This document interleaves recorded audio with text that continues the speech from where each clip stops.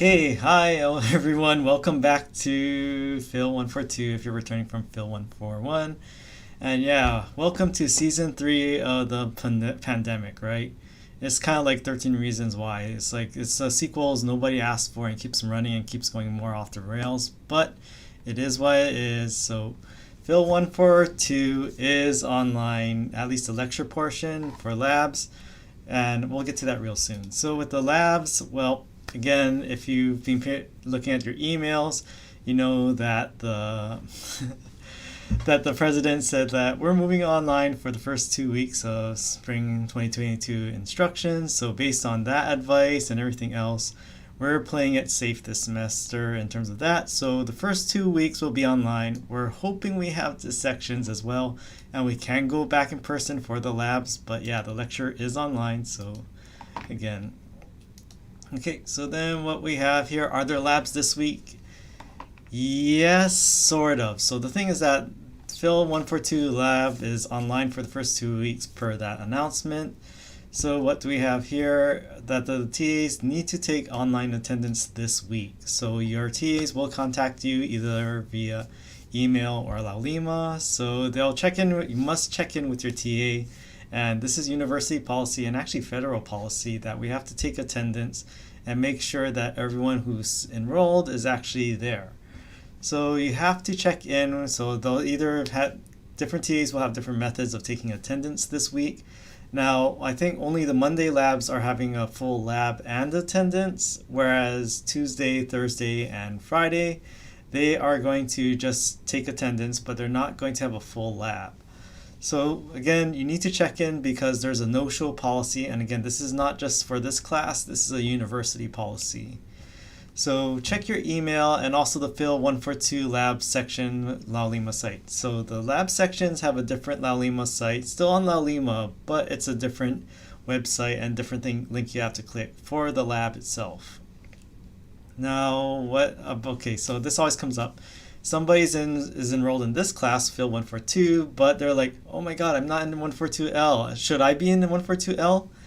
Ask your major academic advisor. Like if you're a pre-health or you're planning to go to graduate school, like something with like physical therapy, occupational therapy, dentistry, something like that requires a year of A&P, typically they require labs, but again, depends on your school, depends on your career goals. So you should check with your academic advisor and major advisor.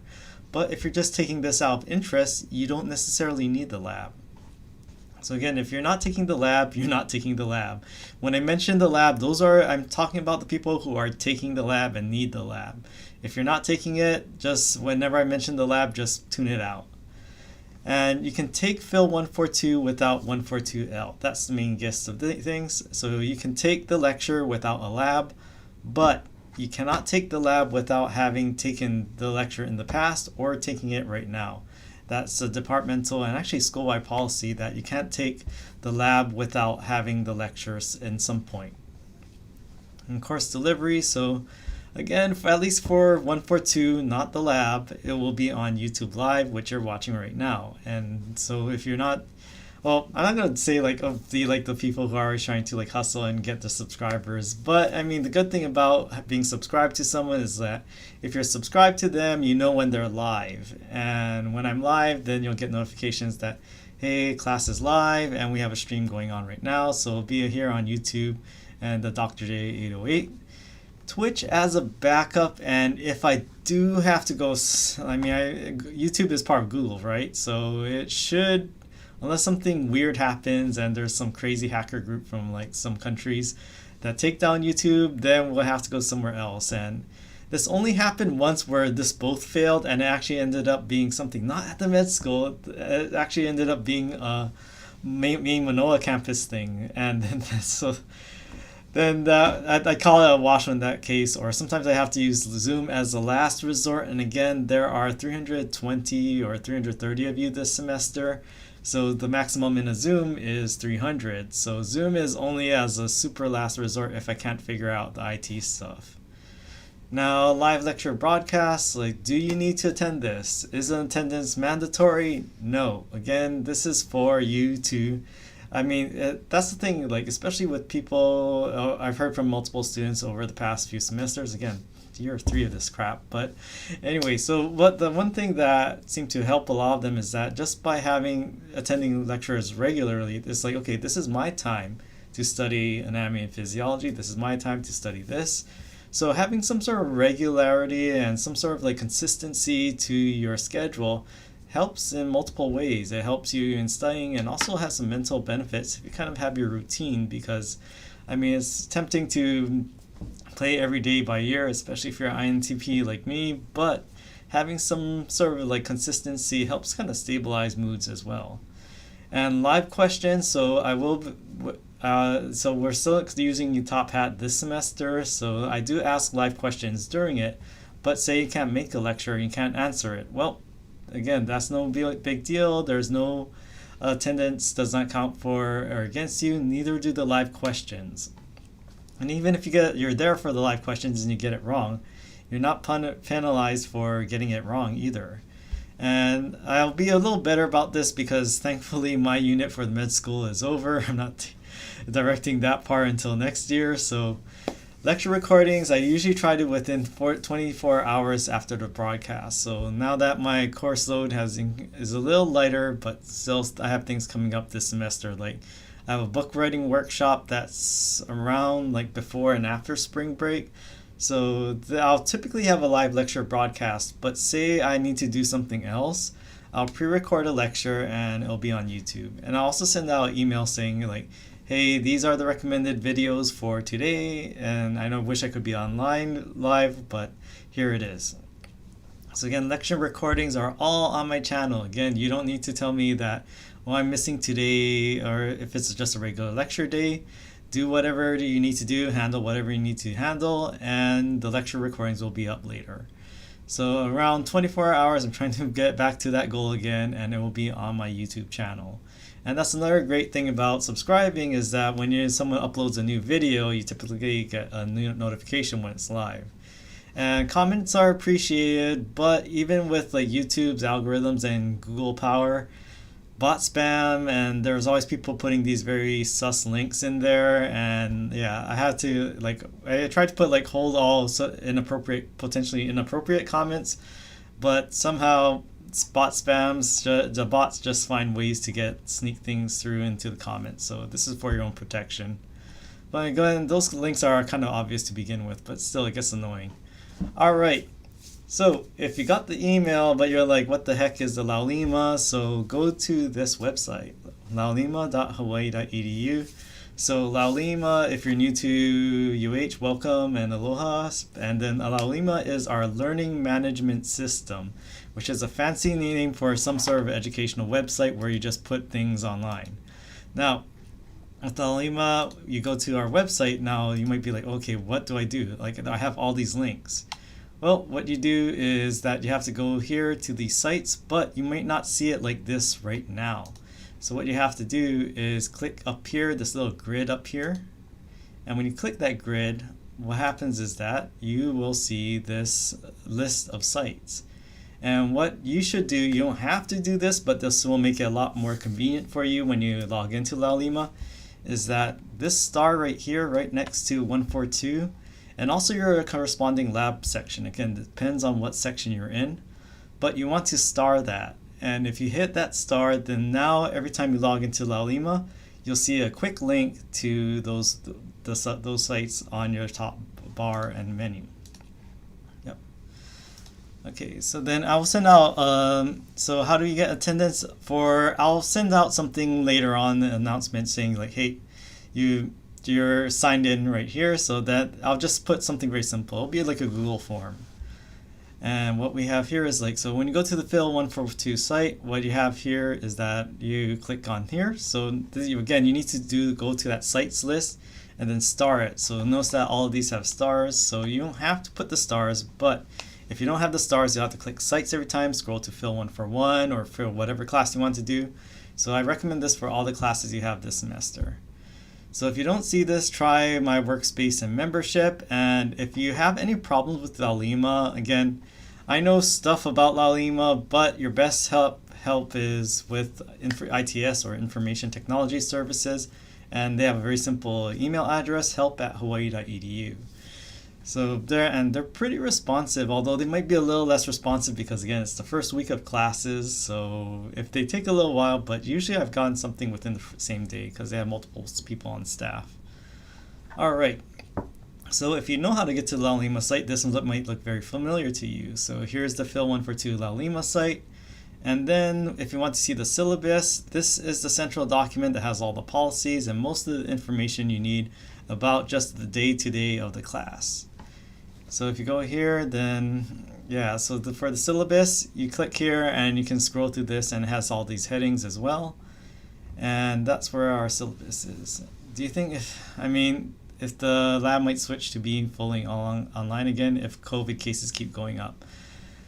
Well, this all depends on just like the advice of the university, but more importantly, like local health and also Department of Health and just like experts and also the medical school as well. Like based on their advice and our best advice from public health officials and epidemiologists, we'll make a decision like, okay, is it safe for 40 people to come into the lab at one time even though they're all vaccinated, or are they all boosted? It all depends on what we're seeing, and that's the toughest thing about this whole panini, right? It's just like we have to kind of course correct as we learn out more things about these, as more information comes out. But as long as they say, okay, well, their labs, they all will have policies, like you got to keep your masks on, and we'll try to keep the doors open and the windows open so we get some sort of airflow, so not everyone's not breathing in the same air as each other. But yeah, we'll try to follow best practices according to local officials. All right, so then if you want your syllabus, you'll get it up over here. And again, I try not to it's not that I want to move the goalposts during the semester, but sometimes we have to adapt. So this is why the syllabus is a living document, but I do tell you at the bottom when it has been updated. Yep. Do you need to take 141 before 142? I'll get to that real soon. And yes, labs are fully online for the next 2 weeks. Hopefully we see case numbers drop. But on a side, the good thing is, the bad news is case numbers are the biggest they've ever been throughout this whole craziness, right? But the good thing is that we don't see hospitalizations going up as much as we saw during the previous years. We had that's more concerning for health officials and people, doctors and nurses. Is like, okay, when the beds start filling up, and we don't want to end up like Italy or New York at the early stages of the pandemic where they had to determine like who gets care and who doesn't get care. Fortunately, beds aren't filling up as fast as cases are exploding. So, okay, office hours. So office hours, I hold them right after class. There is a little break. So again, sometimes I need to use the restroom right after or handle something right after class. So there'll be drop-in office hours Monday, Wednesday, Friday on Zoom, and use your full name. So again, you have to sign them to we don't want Zoom bombers, so we sign in with your hawaii.edu address and unregistered names. If it doesn't look familiar, you won't be let into the Zoom. So if you don't mind other people being there, then drop in if hours are like right after our usual lecture. And by appointment, say you want something a little more private or you're discussing something more sensitive, I recommend you use Thursday office hours. Now these aren't open, so if I don't have an appointment, I won't have the room open. So these are more for specific things. And then you go to this. So the great thing is that if you go to my website, or the Laulima website, it's very handy dandy right here. If you go right here to make an appointment and you want to make a Thursday appointment, all you have to do is go to the sidebar, click make an appointment, and then it's really cool. All you do is click here, and then you just fill this in, and then boom, you have an appointment, and the Zoom room is right there. So that's where office hours are held this semester. It's not being held in person.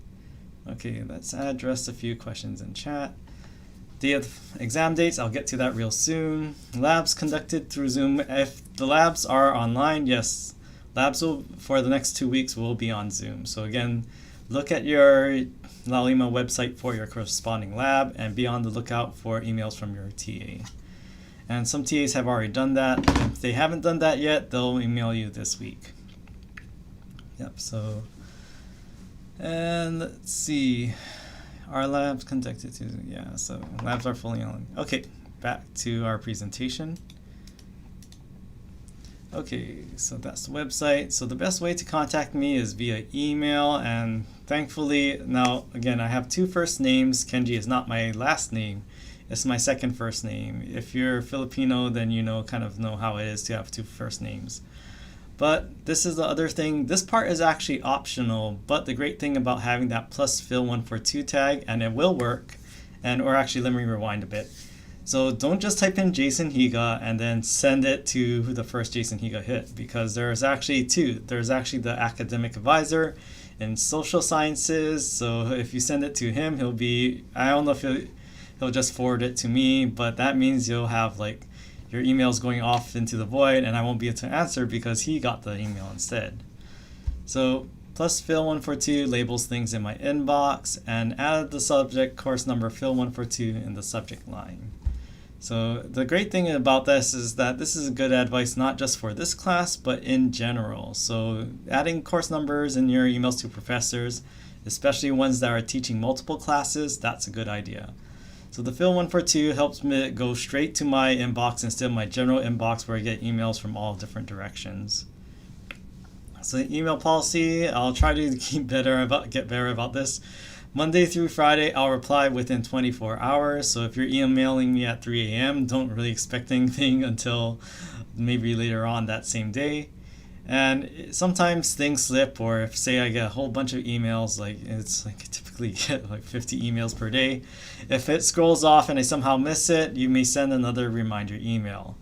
And weekends, again, I'm not going to send an announcement on like Sunday and expect you to respond that same day. So weekends, I might check it, but it's inconsistent on the weekends. I think you should enjoy your weekends when you're not studying as well. So by Monday morning as well. So emails during exam time, there's a brownout period 24 hours before an exam. And usually before exam, that's when I get a whole bunch of emails. So I usually try to be pretty somewhat formal with the emails. But yeah, I'll just kind of shoot from the hip during this time. So it's in what I might call my lightning round mode, where my responses will be short and to the point. And I'll answer emails in order. So again, if you email me at the last minute, expect a very short response, and I might just direct you to the corresponding video or book chapter if needed. Okay, so textbooks, again, if you're here from continuing from PHYL 141 last semester, same deal. So you can take a little break here. If you're new to the UH Manoa or PHYL 142 or PHYL 141, then these are our textbooks. This was the previous textbook we used in previous semesters, and this is the textbook we have now. Anatomy and Physiology by OpenStax, and which is better? Well, depends what you're looking at. So why am I requiring this one? Well, the main difference is that OpenStax is free to everybody. So the great thing is that you can just look up OpenStax AMP. It's online and you don't have to pay a cent. Now, if you want the physical copy, there's the $52 physical copy, and it's a beast. I mean, I kind of wish they have it where they had AMP1 and AMP2, but it's a huge book, so just letting you know that. Martini is more expensive, so that's why I kind of moved away from it. And the great thing is that, but the thing about being free is that OpenStax, there's fewer images. Sometimes I'm like, oh shoot, that was it. And actually I use images from Martini more often because they have more images. Sometimes OpenStax doesn't have an image I want, and the image quality is generally better in Martini. Sometimes OpenStax does win in that category, but more often than not, Martini is better. Yeah, so less background information right here, and then the great thing is that Martini, sometimes the OpenStax it sometimes reads like different people wrote it, and it's true, different people did write it. Versus Martini is a little more coherent, and it's actually very easy, the text itself. So Again, OpenStax is kind of crunchy, but it's getting better with every semester. But again, you get what you pay for. Now, do you have to buy the book? Again, the online book has the same information as the physical book, and OpenStax is free. So everyone needs this, and it's required because it's free. Now, Martini, if you want to try before you buy, the Hamilton Library does have a reserve copies at there. There's only maybe like 2 or 4 of them available, and you can check them out, but you have to return them within a period. And luckily, they don't have a quarantine period for the books anymore. So again, if you're thinking of getting Martini but you want to preview it, you can go to that. You can check out a reserve copy.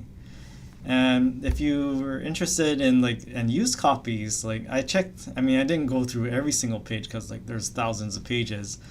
But from what I noticed with the 9th and 10th editions, they're usually pretty much the same. And despite what Pearson tells you, they say oh, the global edition is different. Maybe they'll use the British spelling of an English word, but yeah, it's pretty much the same content, and the global one is typically cheaper.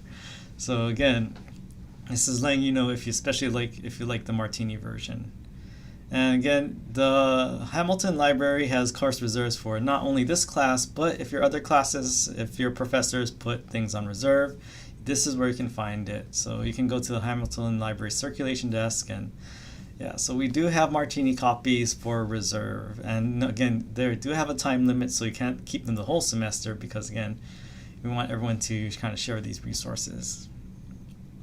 All right, so Phil 141 and 142 is a year-long course.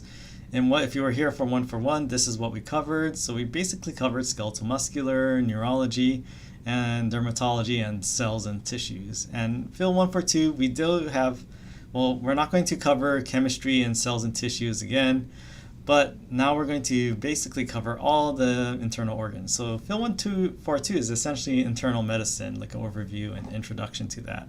So again, Phil 141, will I go back to those topics? I'll refer to them, but I won't cover them as much in depth. So I do teach Phil 142, assuming that you know everything from Phil 141 that you've Now, this is a question that already came up in chat. I'm taking Phil 142 without 141. Am I allowed to do that? Technically, you can. And how about your performance? Will you do well in this class? An A is possible, and there have been some very dedicated students who have gotten A's by taking Phil 141 and 142 out of order.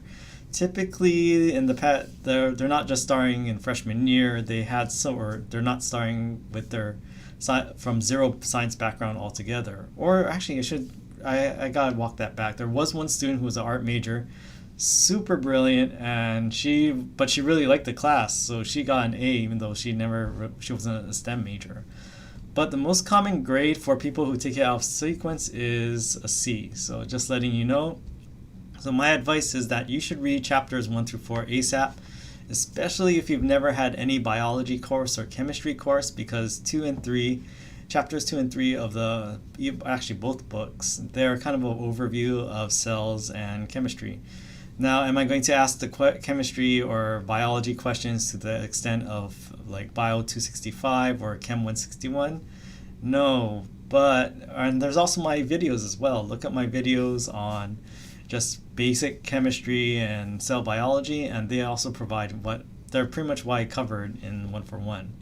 So this is my advice: brush up on cell biology and chemistry, especially cell biology, because to understand the endocrine system and hormones, you need to understand cell biology, molecules, and receptors. Now, office hours and tutoring is available, but if you can't make office hours, there's also the learning assistant system as well. And then what we have here is that Phil 141. So what's the purpose of lectures? I give you an overview, and this is where I try to go broad now. Phil, human anatomy and physiology 1 and 2. This is kind of like a bread and butter course. So I have to hit all the major organ systems, and there are certain topics I have to cover, and this is why we have to cover so much over 1 year. Thankfully, you don't have to cover it in a semester.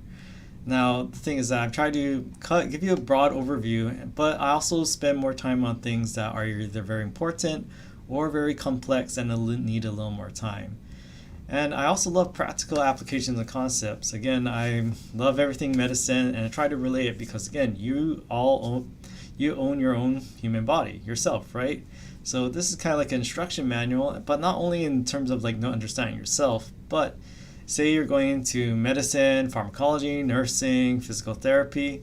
If you're trying to help heal someone and someone who has some injury, you have to know what you're trying to restore it to originally. If you're trying to repair something, you gotta know how it normally functions first. So that's what I really try to do with my lectures. Textbooks, like some people, they say, okay, this is really great, but I want more details. I want more information to understand it. By all means, that's what the textbook is there for. So if you want the details beyond what I cover, go to the textbooks. And again, I can't cover every single topic in the textbook because again, we only have 15 minutes. We actually only have like 15 minutes per day, so at most 3 days a week. So we barely have like just under 3 hours to cover everything, right? So textbook is a reference as well, and if I do disagree with the textbook and I want you to put a little asterisk near something, I let you know, but most of the times if there's a debate, I refer to the textbook, unless if I have reason to disagree with the textbook or say like, hey, this part is still under debate. Now grade breakdown, and if you notice here, exam 1, 2, and 3, they're shifted, and actually they've been devalued a bit. So instead of being around 24, now they've dropped a few points. Packback is still the same. The discussion forum, and I'll probably have to talk about the discussion forum a little more on the next lecture, but that's still the same. Laulima quizzes are now going to be a little more, weight a little more because again, they're good practice as well. And assignments have been beefed up as well, so some points have shifted around compared to last semester. And PHYL 1-for-1 quizzes, well, they're not on the assignment. Yeah, they won't be because this is a totally new semester, so PHYL 1-for-1, that's back in PHYL 1-for-1. Now, what do you need for an A+ in this class? So you need to do as well as you can, and the thing is that all these points are cumulative. So again, 40 points per exam question, 55 questions per exam. So there are slightly fewer questions per exam. But again, typically PHYL 1-for-2 on average, depends where your interests lie, like especially for students who really love cell and molecular biology and chemistry and all the small abstract stuff, they love this semester. But on average, PHYL 1-for-2 is a little tougher, especially if you don't have a background in that. But so again, we have our 3 exams, and then you have the Laulima quizzes, and then top hat assignments, and then a maximum of 1,200 points for the discussion forum. So 100 maximum points per week, and again, all questions, responses, replies are 20 points each. And yeah, I know some people are like 12 more questions, but the good thing about PHYL 1-for-2 is that we cover a wider variety of topics. So it's easier to come up with more topics and questions. And some people are like, can I ask more than one question in a week? I'm like, okay, a better strategy, instead of like going through all your questions a week, just save it till the next week. If you have like 12 brilliant questions, don't throw it all in the first week, because then only your best question counts in every week. Just save that list for later. So you can start this week, but if you're still thinking about things and you're debating about that, then you don't have to do it this week. And there's actually no mandatory weeks. It's up to you how to do Packback, but I'll get to that soon.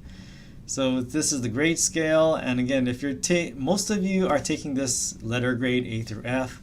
Some people, especially like if they're not sure about if they want to go, if they don't require this class, or they're just taking this as an elective for whatever reason. So if you're taking it credit, no credit, also called pass-fail in other courses or actually other universities, that is the minimum. This is university policy. You need to have at least C-level work. But again, whether you should be taking it A through F or pass-fail, you should talk with your academic advisor. Most people, and especially if you're going to health professional graduate school, you should be taking it A through F. Most of them do not accept credit, no credit. Okay, so then attendance, again, 0, zilch, nada, nothing. So again, attendance doesn't count for anything. It's up to you whether to attend. But again, if you don't attend lectures or don't watch the lectures there, you might find this course very challenging. Okay, so exam dates. So exam dates are all on Monday this semester. Again, it's in lieu of break. And again, for exam 2, I'm not going to give you the exam right after spring break. But this is the thing, we can't, to keep the exam somewhat, this is the best I could come up with this semester. So at least you can you won't have to have classes in the days leading up to the exam. So they are on Mondays this semester. And for exam 1 and 2, they're during our regular lecture time. Exam 3, again, if you've been here at UH Manoa in previous semesters, you know that final exam week, the times are a little different. So synchronous exams, so exams may be taken on Top Hat or with UH testing centers. If you're doing Top Hat exams, they have to be taken at those times. UH testing centers, it depends on whenever they have availability. Usually I make it available from a week from the exam, so you can start, or not from the exam, for like a week leading up to the exam, you can take it at UH testing center. So you technically could take it like on a Tuesday, Thursday. It just depends whether they have availability. Again, their UH testing centers have limited capacity, especially in these times, so this is why I allow more flexibility for that.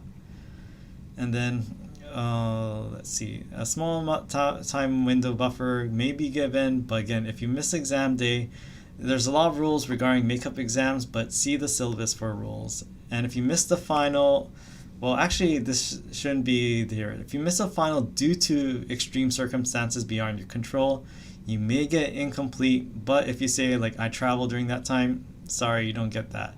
It has to be an emergency, especially a medical emergency. Send documentation when you're available. We'll make things from there. Okay. All right, so exam 3, and why is it at a weird time? Again, this is based on the final exam schedule, so this isn't just the final exam schedule for this class, but it's the final exam schedule for all your classes. Go to this website right here. Remember, our class starts at 1:30 p.m. This part right here, it's Monday, Wednesday, Friday. So we're exam period 7. If you look at the chart lower down on that page, where is exam period 7? So this is right here. So this is why our final, or it's not really, it's final because it's not really, it's not like a typical cumulative final. It's just the content between exam 2 and 3.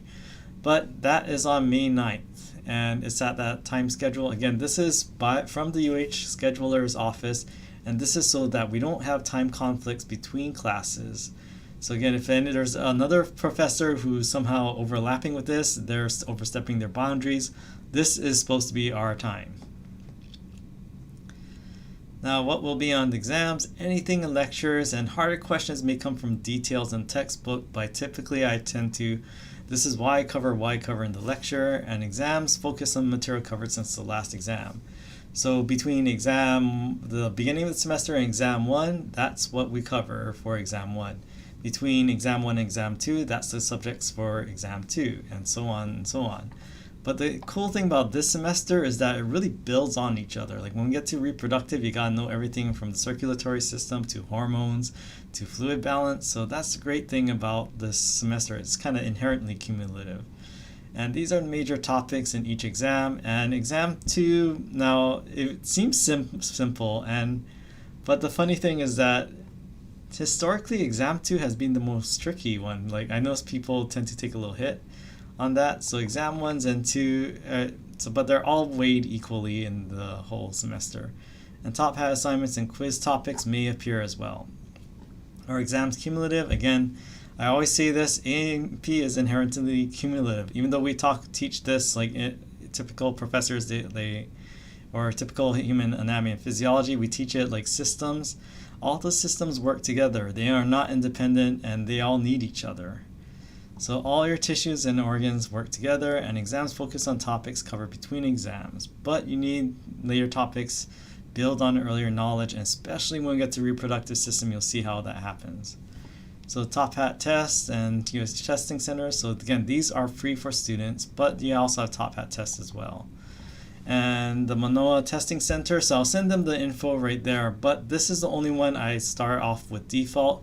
If you're on the neighbor islands or you want to use a testing center on the mainland, and just letting you know, if you're using a testing center on mainland, typically they're going to charge you something because it's outside of their system. But within the UH system, these tests are free for UH students. So if you're off island, email me because I have to reach out to the testing center in order to set things up. Okay, so then now let's talk about Packback. And I think someone asked, okay, do the questions have to be relevant to the week's content? You can actually ask anything as long as it deals with anatomy and physiology. And I know some people got away with some like what is happiness? And like, okay, that's a little philosophy and psychology. But if you ask something like, what neurotransmitters are involved in the feelings of happiness, and like how can we tweak that to make people happier? That might be more of a interesting Packback question. And again, Packback, be sure to read their, go to their website, and one of the best ways to just start off is just try something. The great thing is that you can edit your posts after you submit them. So say they reject it due to like, okay, this is a closed-ended question that has a definite answer. So yeah. The thing is that you go to packback.co and go to our community. So we're starting new. So the previous semester, that's expired, that's closed, new class, new roster, new topics. Now scoring per week, again, you get 20 grade points. So these are the ones that are added to your semester total. But there's also something called curiosity points, or CP, in Packback, and that's kind of like a quality score, and you need a minimum quality of 45. Like if you ask a question that's like one sentence long and you don't include any background info, you'll probably get a score below 45. Now you can ask up to one question per week and up to 4 responses, a maximum per week. So this is, okay, what 20 times 1, 20, and then 20 times 4 is 80, right? So 20 plus 80 is 100 points per week. Now, you only need to meet the minimum CP in order to get these grade points. You do not, some people thought they had to get the 100 CP to get the 100 points. It doesn't matter if you get 50, 60, 70, 80 quality points on a question or response. They're all going to be worth 20 points. So again, it's nice to go for quality, but don't feel pressured like you need to have that perfect maximum score for the curiosity points. So these are some great questions right here. So why does it, well, this one's might be considered closed-ended. They've gotten a little more strict about that.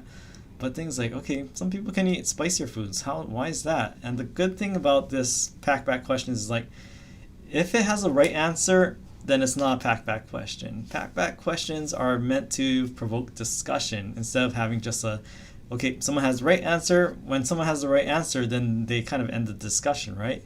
So the best questions asked can be taken in multiple directions, or they're things that are hard to answer definitively. Like you can include things that have opinions in them.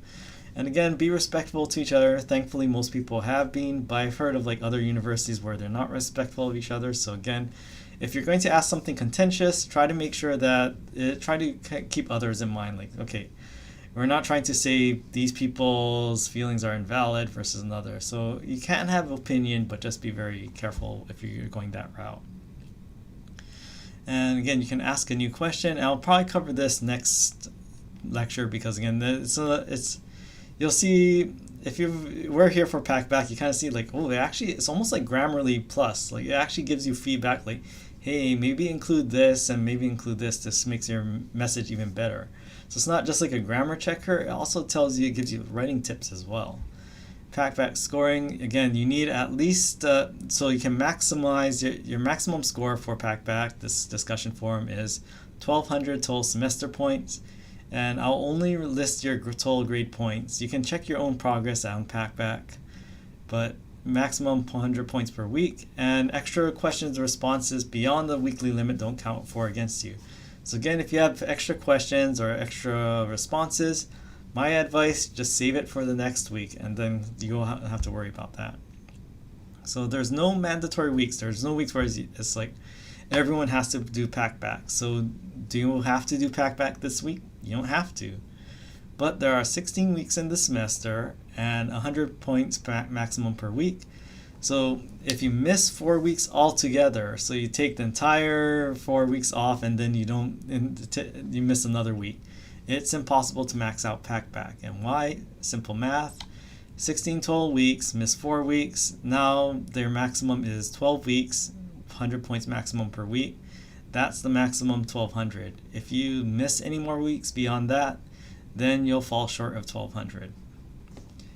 So you can still reach 1200 without hitting 100 points per week. Now, do you have to post one question and 4 questions of responses every week?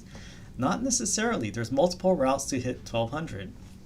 So you can do that. You can, for 12 weeks, you can just go straight out of the gate, just saying, okay, I'm going to max out everything for 12 weeks and be done with 1 month to spare.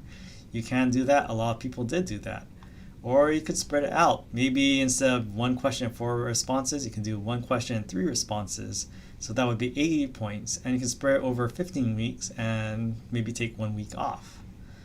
And then for 16 weeks, like, it's actually impossible under the scoring system to get 5 points, but you can spread it out. So there's multiple ways to reach that 1200. So if you want to do a hard week, you want to do an easy week, it's up to you, but you still have to keep track. Okay, I need this much more points.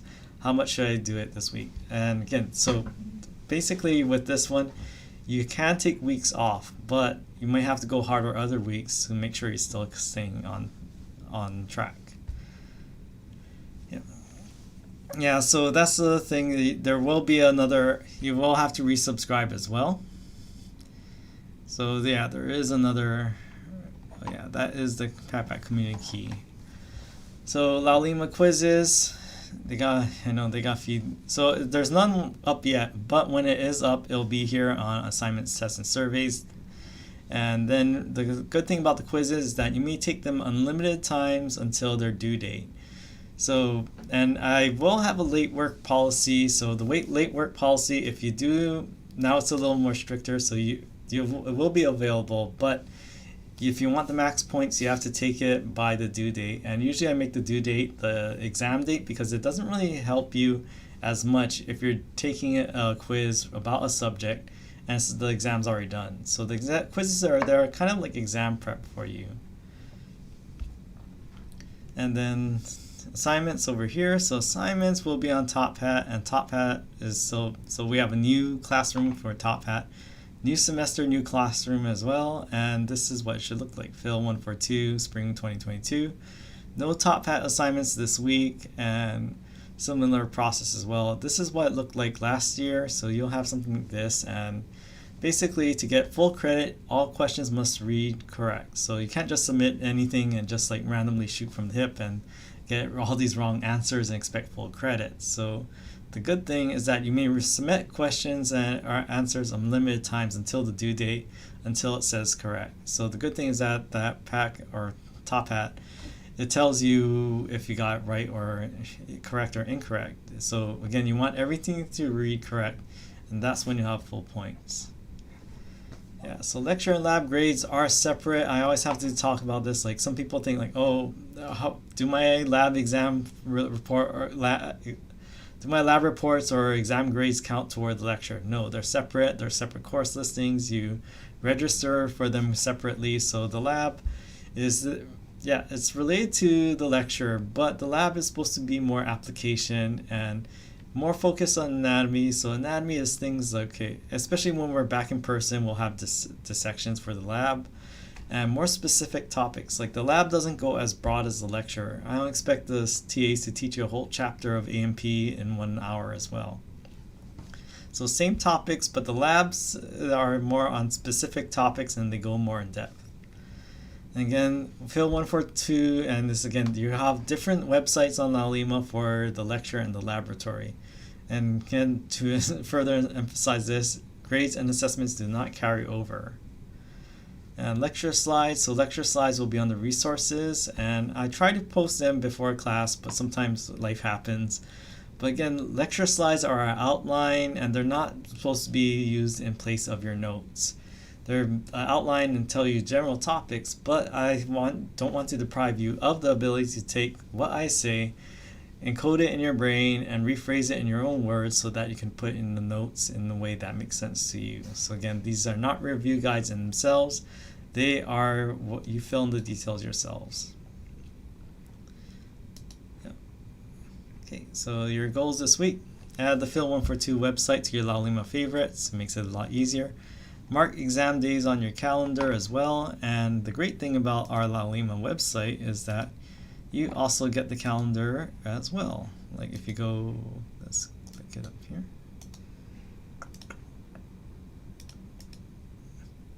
Browser, where's my browser? Here it is. Yeah, so if you go to calendar right here, it lists all our times, and the cool thing about this Google Calendar is you're also able to click the agenda. So you can also see our holidays. So when there's a holiday and non-instructional day, we don't have class by the. But you can also see the exam dates as well. And yeah, we have our spring break there, exam 2. So it has all of these over here. Oh wow, it has summer session. Well, summer session is a different semester altogether. But if you're ever wondering about the dates, you can see at least the PHYL142 schedule over here.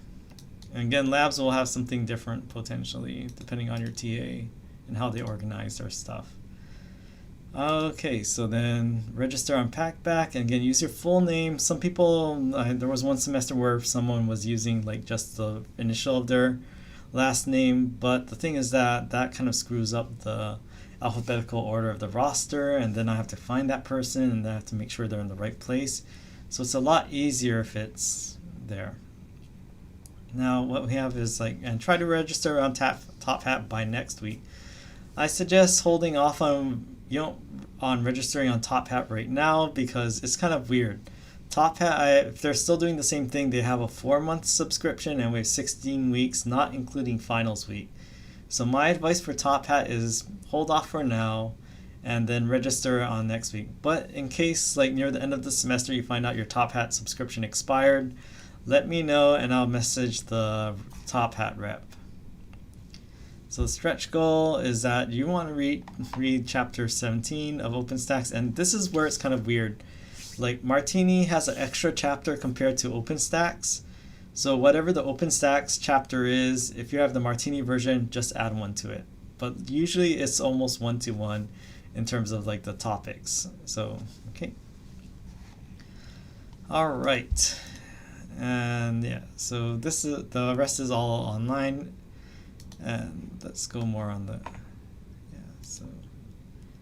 so Top Hat you don't have to do right now, but if you want to start on Packback already, you can start right now. And again, keep it relevant to anatomy and physiology, and make sure it's something that can be answered with either subject, like anatomy, physiology, or one of the natural sciences. Again, try to not, if you're asking something that's psychology related, try to relate it to the brain, neurotransmitters, or some sort of physiology, instead of okay, what is what's another thing that's why do I feel this way? And okay, what is or just let's talk about our feelings. Why do people have different feelings and what emotions? And okay, that's cool, but let's circle back to how can we relate this to our physical health as well. So again, mental health is related to physical health, but this is anatomy and physiology, not philosophy. Not that philosophy isn't important,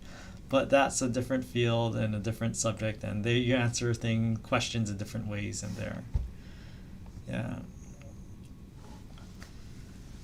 Yep, so Packback lasts the entire semester as well, and I mean, I know it does have a cost, but the great thing is that if it didn't have all that functionality, I wouldn't say okay. And the great thing is that some people have said, oh, I actually write better. And actually, I know some people, their emails compared to the beginning of the semester, compared to the end of the semester, they improved. With that feedback and the live tool and the AI coach, their emails and sentence structures and essays have improved. So again, I know it costs a bit, but and I think, do they still have the CARES Act money or something like that? I think there are still funds for or did that expire already? But I know some people have used that for supplies, and that is a school supply as well. So again, Packback is there so that and the great thing I love about Packback too is some of you ask these really good questions during lecture, and frankly we don't have time to answer it during lecture, or they're too specific. but they make for really great open-ended questions, and that's what I love to see in the Packback is like, okay, these are questions that are important to some of you, but we just don't have enough hours or time in the semester to cover in lecture. Like I would love to, but yeah.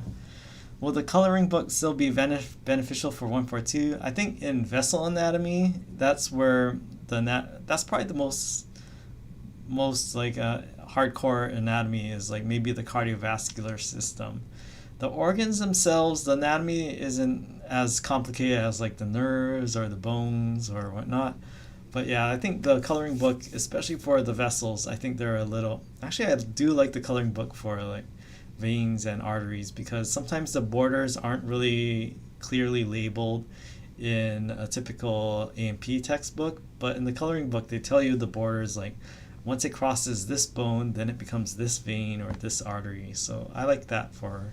And actually for the female reproductive system and other things, I think it's really useful because again, there are different layers, especially through like the uterine layers. There's the histology. Yeah, for histology, the coloring book is pretty useful. But okay, all right. So we're over time, and this is just an intro to A&P. I might cover a little about Packback before the semester starts or before our next lecture, but yeah, now we're going to talk about things. And yeah, the lab manual is available through the bookstore, and sometimes hopefully they have enough copies, but yeah, I know like sometimes they've had like supply chain issue. I know I'm so sick of that term too, but yeah, so the bookstore should have all your books required for this class. Yep, same lab manual. So if you have the same lab manual from Phil 142, that's the same as you can. It has the 141 section and the 142 section. Should you purchase Packback today? So if you're committed to the class, yeah, you can start this week. But if you're still on the fence about it, yeah, you can kind of think about that. But if you're still not sure, and again, if you're taking this as elective, I have had students who take this as an elective and they're just interested in the human body and they do brilliantly. But the thing is that I teach this course with health professionals, future health professionals in mind. So you can take this as an elective, but it's a hard elective if you haven't had any science background. But again, if you're dedicated and you're very interested in the human body and health, it might pay off if you're really dedicated and put enough time toward it. Okay. Yeah, so it's the same lab manual from Phil 141, all right? Okay, so I'll see you on Wednesday. There will be a new link because every time I broadcast and stop the broadcast, the live stream will have a new link, and the previous link will go to the video recording. So again, that's why things always change every week. And I always I'll put it in the Laulima site where the new stream link will be. But it should also appear on the Dr. J 808 whenever it happens, all right?